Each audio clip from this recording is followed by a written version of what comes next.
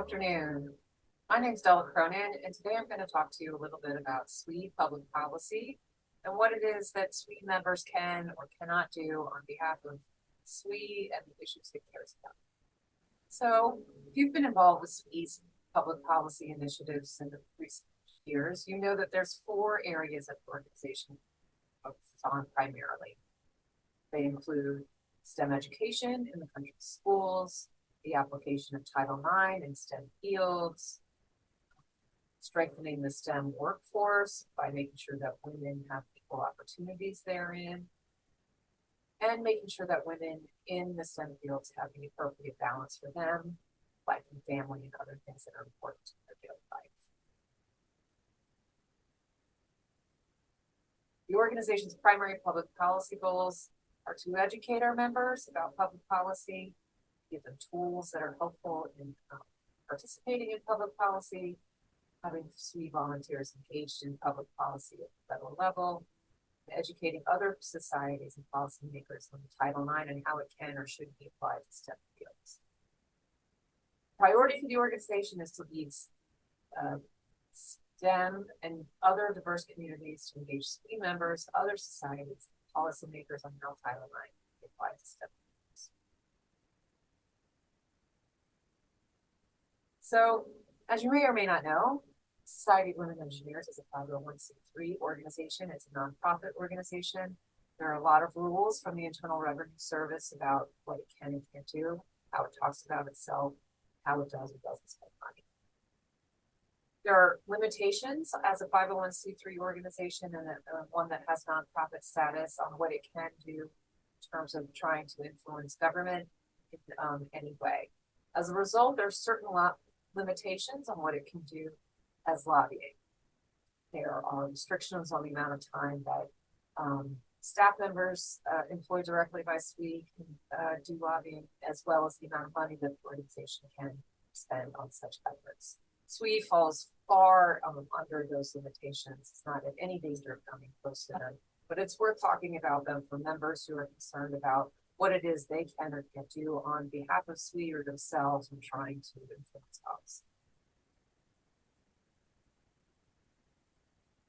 Basically, the thing that people are concerned about when they talk about what lobbying is and whether or not they can do it is the difference between advocacy broadly defined and lobbying specifically. So advocacy can be all sorts of different kinds of activities. We advocate for ourselves every day. But when you're talking about an organization like SWE, advocacy is generally an action that speaks in favor of or recommends a piece of change, action, or lack thereof, argues for a cause, supports or defends, maybe some pleading on behalf of others. It includes all sorts of different kinds of efforts, public education, responding to regulatory efforts, sometimes litigation, and other activities as you can see. Lobbying is also advocacy, but it's also a really specific part of advocacy.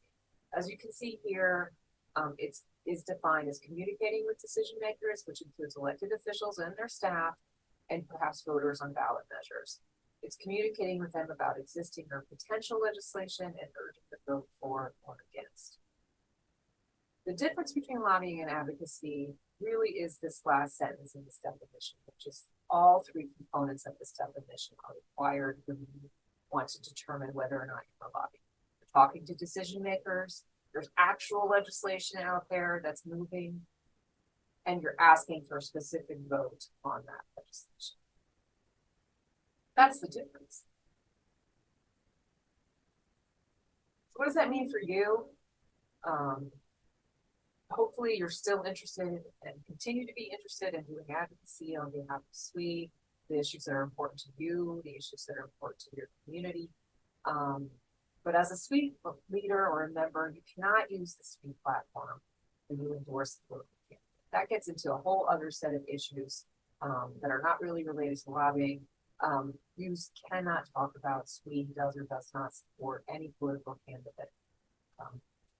The organization just doesn't take those kinds of stands, and you shouldn't on their behalf. SWE also as a member of SWE, you can also influence some legislation and policy, but the amount of that influence must fall within the defined range. And as I said, SWE is not in danger of crossing that threshold anytime soon. But because of that threshold, members of leaders should not say SWE is for or against anything unless the organization has actually taken a position that is publicly available on the website or elsewhere when talking about what SWE can or can't do or does or doesn't think.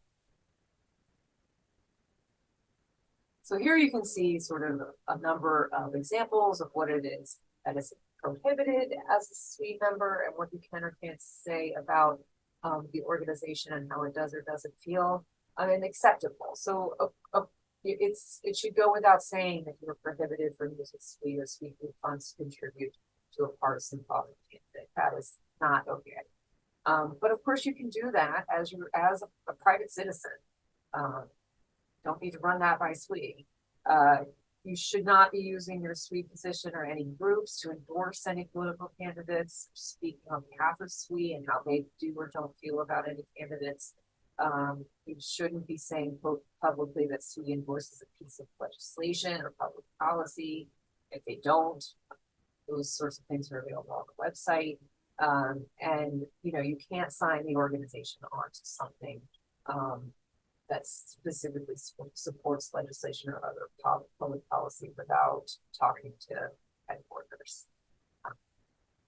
So that's sort of a short overview of what the difference is between advocacy and lobbying, what it is you can and cannot do as a member of SWE in terms of speaking for the organization and how it does or doesn't feel about certain policies and how they're moving in any number of legislative bodies across the country.